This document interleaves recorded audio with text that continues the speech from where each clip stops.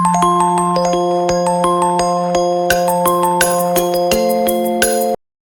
कहानी एक बहुत ही प्यारे कौवे की है जो गर्मी से बहुत परेशान था।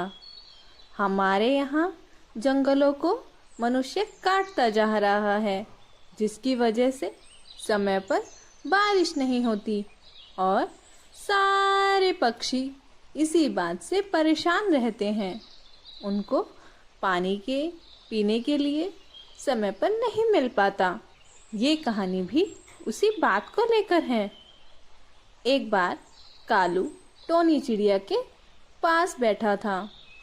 अरे बहन, आ गई तू? हाँ, कैसे हो तुम?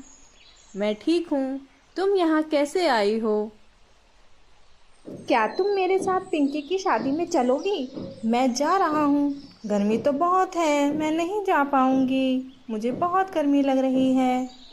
हाँ, गर्मी तो बहुत है, लेकिन मुझे तो जाना होगा। अब मैं अकेले जाता हूँ। मैं अपनी माँ से पूछ के आता हूँ।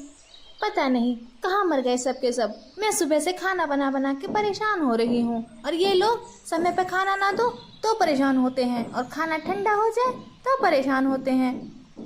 बहुत दिमाग खराब कर रखा है। आज सारा खाना बना लिया है, लेकिन अब देखो कालू को अभी तक घर नहीं आया है। अरे कौन? आ जाओ।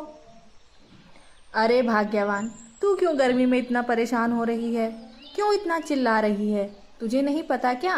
कालू को शादी में जाना है और वो खाना वहीं पर खाएगा। तू इतना खाना क्यों बना रही है? ये लो, ये तो मैं भूल ही गई। कोई बात नहीं, शाम को खा लेगा अब। कालू शादी में जाने के लिए निकल गया, लेकिन गर्मी बहुत थी और उसे बहुत तेज से प्यास लगने लगी। रास्ते में उसे कहीं पर भी पानी नहीं दिखाई दिया। पानी की तलाश में वो इधर उधर घूम रहा था। प्यास बढ़ती जा रही थी और उसे अभी तक कुछ भी पीने के लिए नहीं मिला था। इस बात से वो बहुत परेशान हो गया। वो इतनी गर्मी में इधर उधर भाग रहा था। फिर एक पेड़ पर जाकर वो आराम से बैठकर इधर उधर देखने लगा। पता नहीं कहाँ पानी मिलेगा। मेरा गला भी सूख रहा है। मैं लगता है इस प्यास से मर ही जाऊंगा। मुझे पानी कहीं पर भी दिखाई नहीं दे रहा है। क्या मुझे कभी पानी नहीं मिलेगा? ये सब सोचते सोचते उसे बहुत देर हो गई और वो इधर उधर देखने लगा। तब जाकर उसे बहुत तलाश करने के बाद उसे एक जगह पानी का घड़ा रखा हुआ दिखाई दिया और वो उसे देखकर उसकी ओर दौड़ा और बहुत खुश हुआ। खुशी से नाचने लगा। उसने इधर उधर देखा और पानी को देखकर वो बहुत खुश हो गया।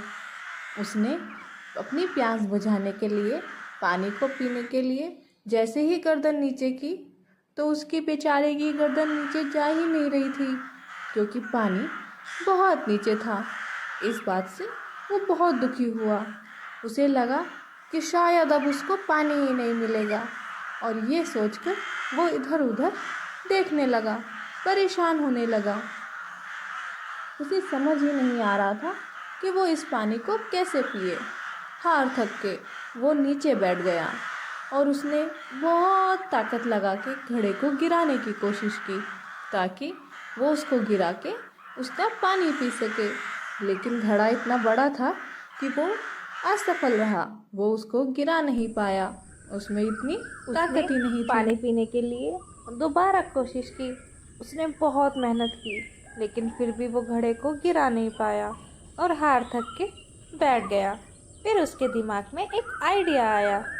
अगर घड़े में मैं एक एक करके पत्थर डालूंगा तो पानी ऊपर आ जाएगा और शायद मैं पानी पी सकूंगा।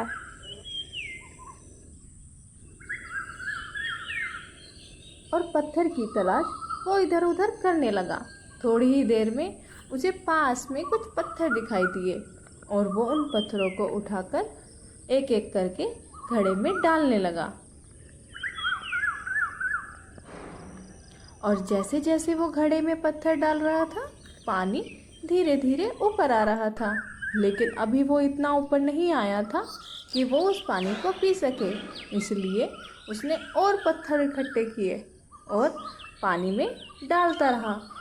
थोड़े समय बाद पानी ऊपर तक आ गया और उसने बहुत सारा पानी और उसने फिर अपने दोस्तों को भी इसके बारे में बताया। पानी पीकर रात होते होते वो अपने घर वापस लौट आया, क्योंकि घर पे उसके लिए बहुत ही स्वादिष्ट खाना बना रही थी और वो उसका इंतज़ार भी कर रही थी। तो आप लोगों को समझ आया, मेहनत करने का फल हमेशा अच्छा होता है। जैसे कौवे ने मेहनत करके पानी पिया है, हम सभी को भी मेहनत करके अपना फल प्राप्त करना चाहिए। ये वीडियो आपको कैसी लगी कमेंट में ज़रूर बताइएगा। तब तक के लिए धन्यवाद।